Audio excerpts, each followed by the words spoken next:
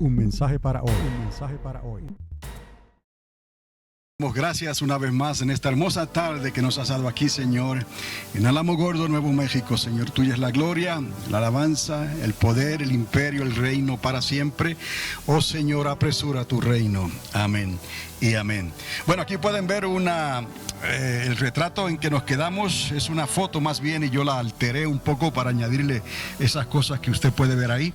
Pero ya usted ha estado atendiendo y ha estado viniendo los miércoles por la noche en las últimas, digamos, 2 semanas o 3. Ya esto es muy familiar, que es el propósito del cual yo lo haga de esta manera, y repito algunas cosas, pero para que cuando usted ya las vea, esté familiarizado con lo que está aquí ocurriendo. Ya sabemos bíblicamente que cuando hablamos del reino de los cielos para esta dispensación, estamos hablando de algo que estableció nuestro Señor Jesucristo. Él es la piedra angular. A Él le debemos todas las cosas, los reinos anteriores, reinos presentes y los reinos futuros. Y al final Él entregará el reino al Padre. Y ahí es donde les hablé de la eternidad con Dios.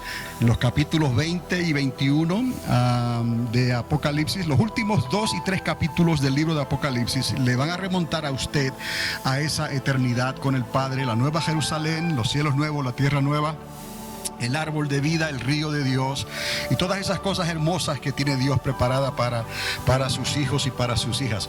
Pero tenemos que entender entonces el proceso, el desarrollo de cómo el reino comenzó en los días de David, porque le pidieron un rey. ¿Recuerdan la historia? Samuel, le pidieron un rey. No era quizás el tiempo, no era la perfecta voluntad de Dios hacerlo de esa manera, pero ellos pidieron un rey y Dios le dio a Saúl.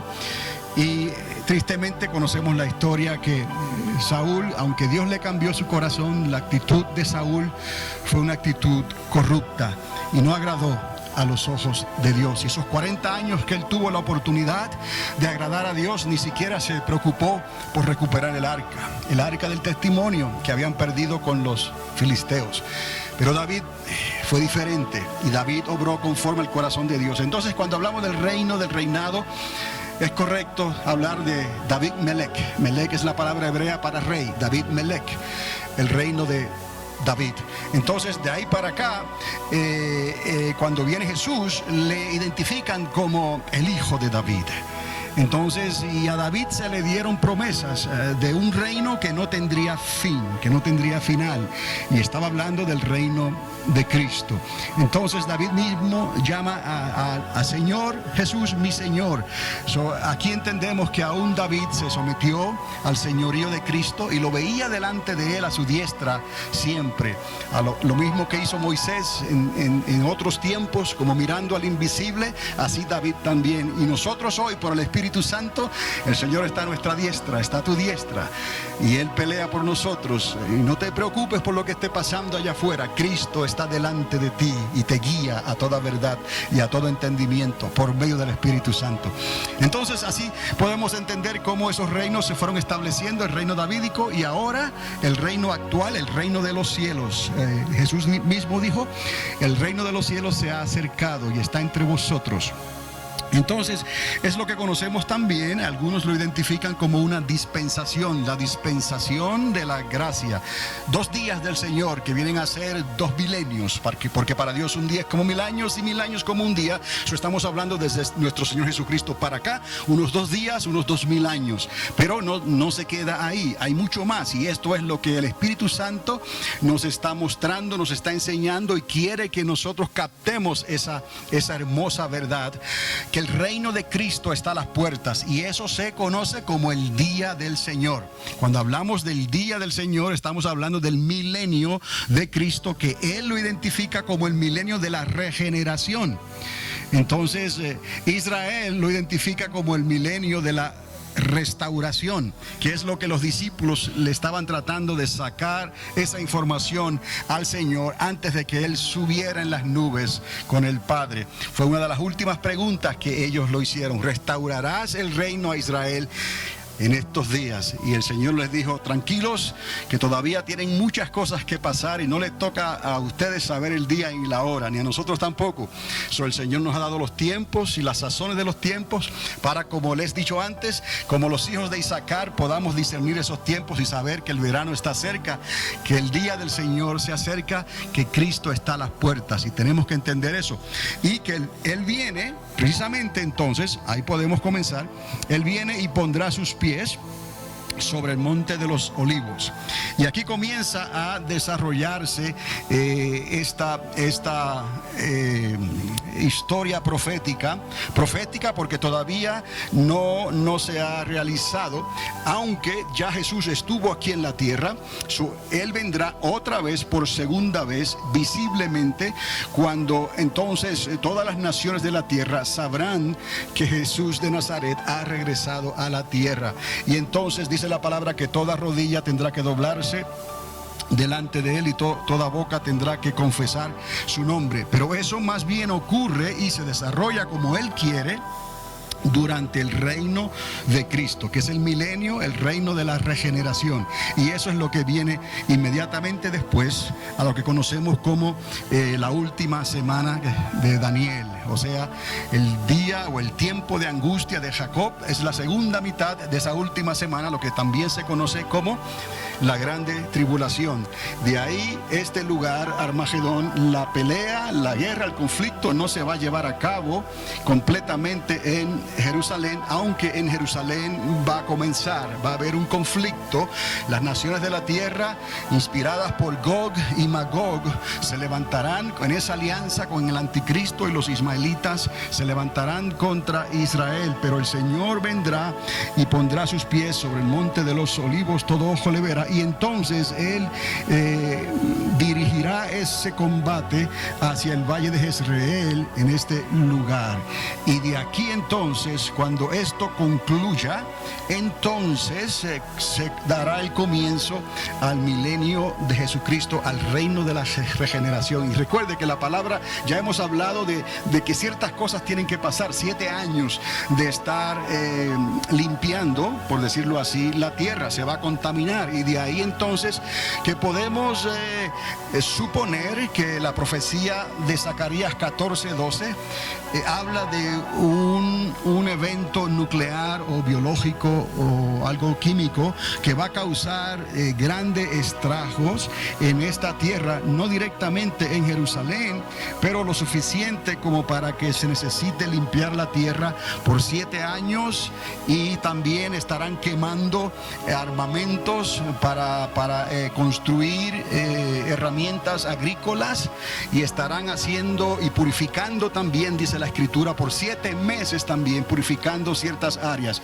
para que entonces Él comience a reinar desde Jerusalén y establezca los 12 tronos. Ya hablamos, los 12 tronos de las 12 tribus de Israel, que son los 12 apóstoles que estuvieron originalmente con el Señor, menos el que le entregó, obviamente, pero ellos estarán aquí reinando y estarán juzgando, dice la Escritura, a las 12 tribus de Israel.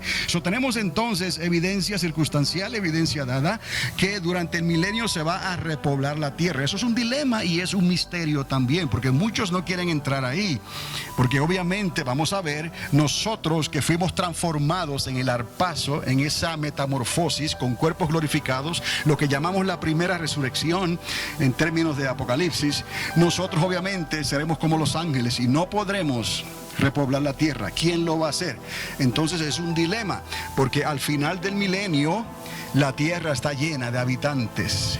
Entonces Dios va a utilizar personas. ¿Pero qué personas son esas? ¿Quiénes heredarán la tierra? ¿Quiénes pueden heredar la tierra después que Israel se ha escondido en esa segunda mitad y la iglesia de Cristo, nosotros seamos quitados de aquí de la tierra? ¿Quién todavía podrá heredar la tierra para entrar entonces en la heredad del reino y reproducirse, como decimos, ¿no?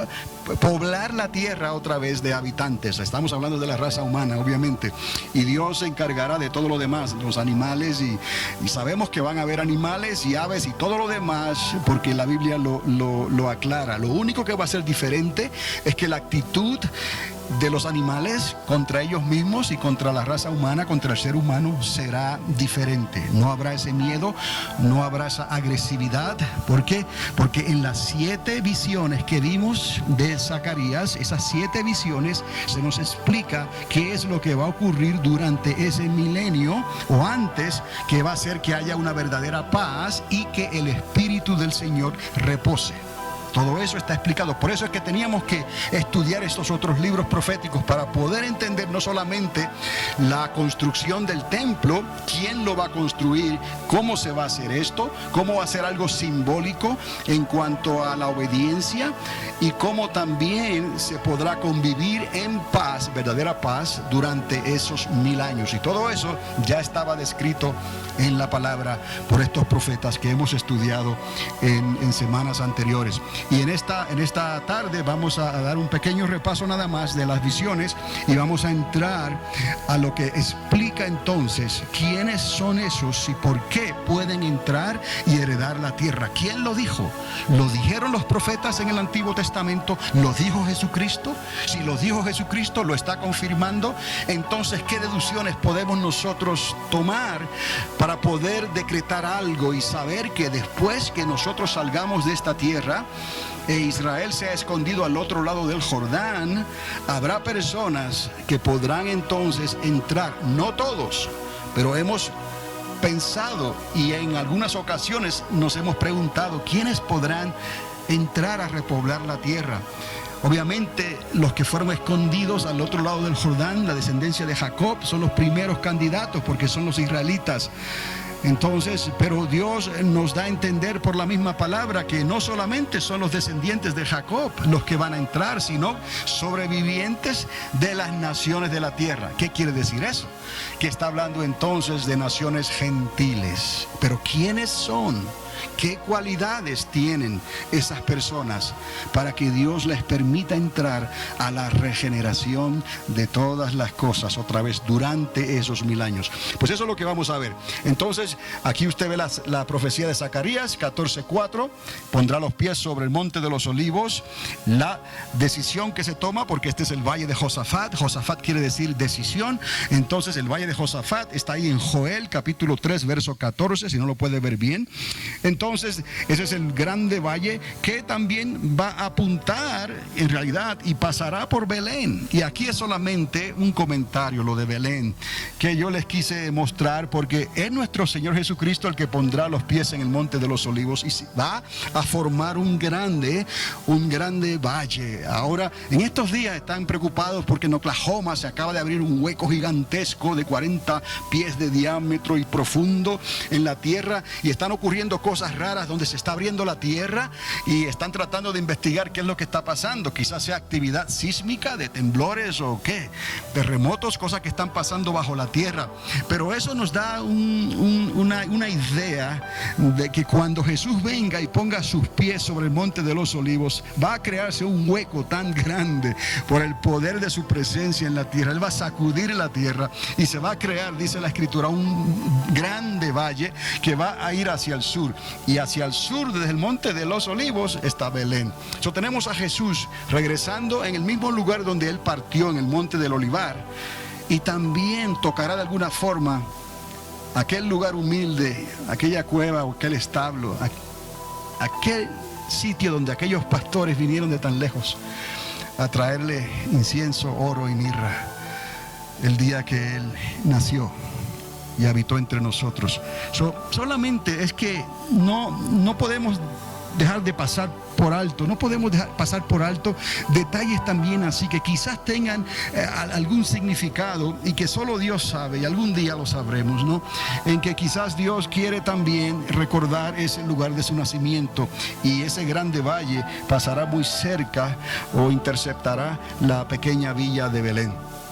Bueno, entonces de aquí, entonces pasamos a Zacarías capítulo 14, verso 12, donde se llevará a cabo la gran batalla de Armagedón. Entonces, continuando ahora, con lo que les había dicho. Todavía estamos en esta diapositiva, las 8 visiones de Zacarías en la regeneración. Esto nos explica lo que falta en Juan, en Apocalipsis, y nos explica también, nos ayuda a entender lo que falta en el libro del profeta Daniel. Y también nos explica ciertas cosas que no encontramos en ningún otro lugar en la Biblia.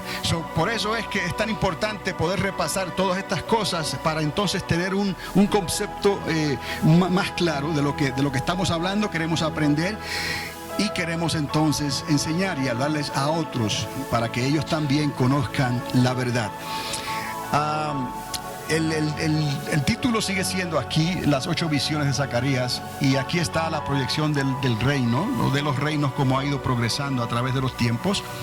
Y hablamos del enfoque doble de la profecía, los 70 años importantes, porque 70 años fueron determinados por Dios. Y Dios trató con Israel y con las naciones de la tierra durante 70 años. Y en breve, Israel, después de haber sido restablecida, cumpliendo las profecías de Isaías, nacerá una nación, un pueblo en un día. Después de haberse cumplido esa profecía el 14 de mayo de 1948, entonces Israel está próxima a cumplir 70 años. Eso es muy posible, entonces nosotros pudiéramos decir, si Dios toma en consideración esos 70 años que va a cumplir Israel en nuestros días, y eso está muy a las puertas. Pero eso son simplemente suposiciones que nosotros aquí hacemos, pensando que esta profecía de los 70 años pueda o pudiera tener un enfoque doble. No estamos estableciendo una doctrina diferente, simplemente que muy en breve Israel estará cumpliendo 70 años.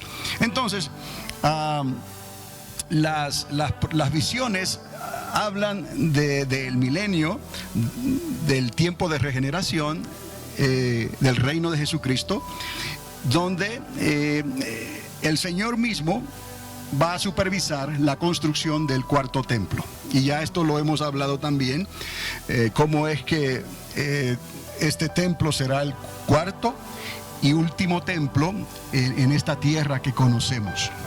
Y ya luego, bajo los cielos nuevos y la tierra nueva, habrá una tierra nueva, un universo nuevo, pero no habrá necesidad de templo. Y eso lo vemos en el libro de Apocalipsis al final, donde se nos explica que no habrá necesidad de templo, porque nuestro Señor mismo será el templo y Él será nuestra lumbrera. De alguna manera vamos a estar conectados con Jesucristo y con el Padre eternamente y para siempre.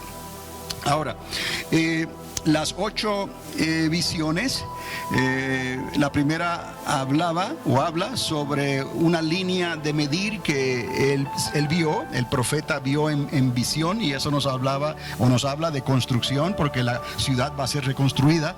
Y obviamente entonces aparecen 4 artesanos, así los identifica el Señor. Yo los identifico como los 4 magníficos de la justicia de Dios, porque ellos van a traer justicia contra aquellas naciones que se levantaron contra Israel.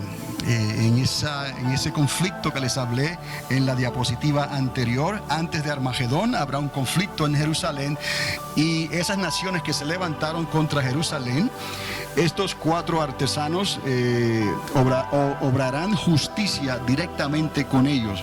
Entonces, siguiendo esta línea, porque es la línea de construcción que se establece, los 4 artesanos que son los que van a obrar justicia, y Dios los identifica como artesanos, y luego aparecen los planos de Jerusalén. Quiere decir que esto está conectado una cosa detrás de la otra.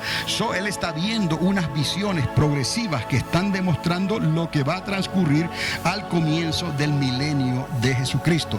Porque hay planos nuevos, y estos planos son diferentes. Son diferentes porque hasta los días de hoy las ciudades que han hecho ellos, la ciudad de Jerusalén, el templo y todo lo que ellos han construido en el pasado ha tenido murallas. Y si usted va a Israel actualmente, hay murallas todavía que rodean la ciudad, murallas antiguas que quedaron desde los días de Herodes el Grande. lo que esto nos está enseñando en estos planos es que no la nueva Jerusalén, porque la nueva Jerusalén vendrá cuando vengan los cielos nuevos y la tierra nueva. Así que hago la corrección, el recordatorio, que la nueva Jerusalén viene después del milenio de Cristo. Pero esta Jerusalén, este cuarto templo, esta ciudad será construida sin murallas. Y ahí vamos a entender entonces por qué es una verdadera paz. ¿Por qué el oso pastará con el cordero y no habrá peligro de que haya agresión entre ellos? ¿Por qué habrá una paz verdadera durante esos 1000 años? Porque todo será en base a la obediencia. Dios va a juzgar a los seres humanos en ese entonces en base a la obediencia. Recuerde que todo se va a restablecer otra vez. El culto en el templo, los sacrificios, las ofrendas, las libaciones, todo se va a restablecer, se va a restaurar otra vez. El sacerdocio levítico, todo eso se va a restablecer. Y Él estará reinando desde Jerusalén y sus 12 apóstoles en sus 12 tronos. Tenemos durante el milenio el trono de Cristo, ya les hablé, y tenemos también 12 tronos también para juzgar a las 12 tribus de Israel, esos 12 distritos que ya estuvimos hablando sobre ellos. Esto sigue esta línea progresiva aquí, donde se restaura, se construye, se reconstruye la ciudad, pero es una ciudad abierta. Y lo que les había dicho, ahí se restaura entonces el sacerdocio levítico y el culto a Dios. Y vemos entonces cómo también en este sacerdocio, les dije, es simbólico en cuanto a la efectividad, porque la efectividad de la salvación seguirá siendo siempre la sangre del Cordero. No hay otro precio, ya ese precio se pagó. Pero recordemos que estaremos en una dispensación diferente. La dispensación de la gracia de Dios, el favor inmerecido ya terminó. Ahora hay que entrar por esta puerta doble.